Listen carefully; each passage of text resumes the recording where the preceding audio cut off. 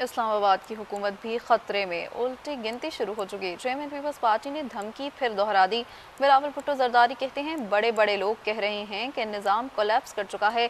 बार बार आइन तोड़ने और जमहूरी अमल को कमज़ोर करने के बायस निज़ाम को नुकसान पहुँचाया गया।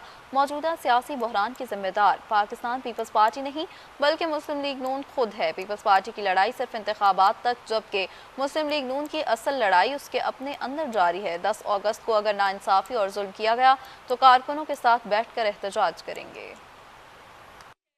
इनका गलतफहमी है कि मुजफ्फराबाद में इनका हुकूमत बनाने जा रही है ना। असल में इस्लामाबाद वाला हुकूमत भी खतरा में है। उल्टी गिनती तो शुरू हो चुकी है।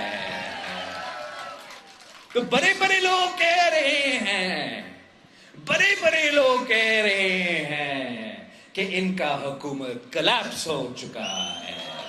ये मैं नहीं कह रहा, उनके इर्द गिर्द के लोग, उनकी नीयत तो साफ नहीं है। ये जो उल्टी गिनती शुरू हो चुकी है, ये पाकिस्तान पीपल्स पार्टी ने नहीं शुरू किया, ये इनके अपने लोगों ने शुरू किया। पाकिस्तान पीपल्स पार्टी का और नून लीग का लड़ाई तो ये इलेक्शन में होगा, इलेक्शंस में तो होता रहता है, लेकिन असल लड़ाई कुछ और है।